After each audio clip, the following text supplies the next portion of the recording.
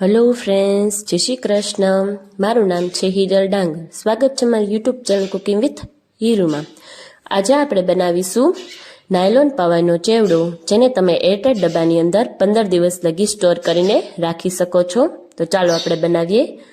એના માટે 250 ગ્રામ જેટલા પૌવા લીધેલા છે. જે નાયલોન પૌવા આવે છે ઝીણા, એ લીધેલા છે. એ તમને ઇઝીલી કોઈ પણ દુકાને મળી જાય છે. હવે આપણે આ પૌવાને સરસ રીતે શેકી લેશું.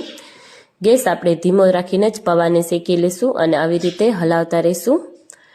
4 થી 5 મિનિટમાં જ પૌવા આપણા એકદમ સરસ રીતે ક્રિસ્પી બની જશે.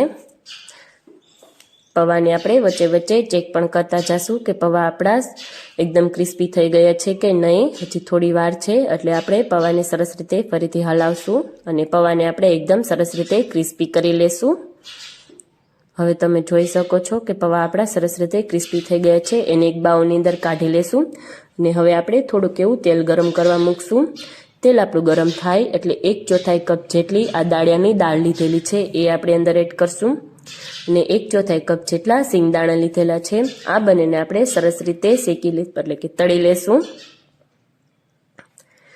ગોલ્ડન કલરના થાય ત્યાં લગી આપણે આને તળી લેશું.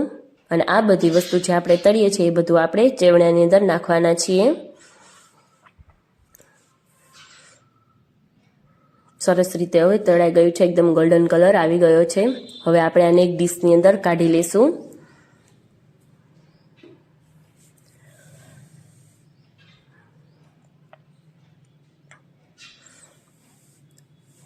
હવે આપણે આ 1/4 કપ જેટલા કાજુ બદામ લીધેલા છે એને પણ આપણે આવી રીતે તળી લેશું.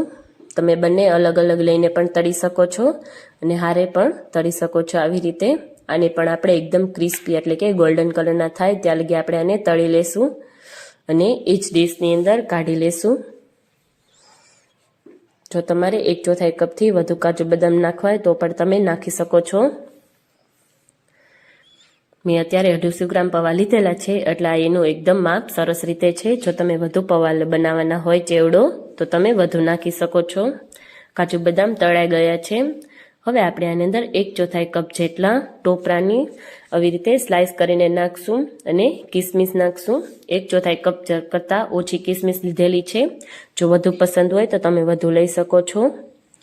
અને આ બંનેને પણ આપણે સરસ રીતે તળી લઈશું ગોલ્ડન કલરનો થાય ત્યાં લગી. અને જે સૂકું ટોપરાનો વાટકો આવે છે એ લીધેલો છે અને એની આવી રીતે સ્લાઇસ કરેલી છે. આ બંને પણ સરસ રીતે તળાઈ ગયા છે. આને પણ આપણે એક ડીશની અંદર કાઢી લઈશું. કિસમિસ એકદમ સરસ તળાઈને ફૂલી ગઈ છે. હવે આપણે આ અંદરને તેલનો બધો જે કચરો હોય છે એ આપણે ચોખ્ખો કરી લઈશું એટલે કે તેલને ગાળીને લઈ લઈશું. હવે આપણે થોડું ફરીથી 3 ચમચી જેટલું તેલ લીધેલું છે અને તેલને આપણે થોડી વાર માટે ગરમ થવા દેશું. તેલ આપણું ગરમ થાય એટલે એની અંદર 20 થી 25 જેટલા લીમડાના પાન એડ કરશું. લીમડાના પાનનો ખૂબ જ સરસ ટેસ્ટ આવે છે અને લીમડાના પાન થોડાક નખાઈ જાય, સતળાઈ જાય એટલે એની અંદર આપણે 1 લીલું મરચું એડ કરશું અને 1 ચમચી તલ એડ કરશું અને લીમડાના પાનને અને મરચાંને આપણે થોડા ક્રિસ્પી થવા દેશું. અને હવે એની અંદર અડધી ચમચી હળદર એડ કરશું અને સરસ રીતે હલાવી લેશું. હવે એની અંદર આપણે જે આ બધા ડ્રાયફ્રૂટ શેકીને રાખ્યા હતા એ આની અંદર એડ કરી દેશું અને સરસ રીતે હલાવી લેશું. સ્વાદ અનુસાર મીઠું એડ કરશું. મીઠું જો તમને ચેવડો બની જાય પછી થોડુંક ઓછું લાગે તો તમે ઉપરથી એડ કરી શકો છો. અને હવે 2 ચમચી જેટલી આપણે ખાંડનો પાવડર એડ કરશું. ખાંડના પાવડરની જગ્યાએ તમે સાકરનો પાવડર પણ લઈ શકો છો. એ જગ્યાએ સરસ રીતે મિક્સ કરી લેશું અને હવે આપણે પૌવા એડ કરશું અને સરસ રીતે મિક્સ કરી લેશું.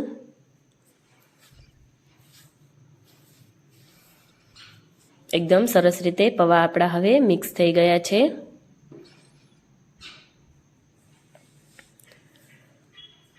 પૌવા આપણા હવે રેડી થઈ ગયા છે. ઉપરથી આપણે આમચૂર પાવડર એડ કરશું કે જેથી કરીને એકદમ બજાર જેવો જ ટેસ્ટ આવે.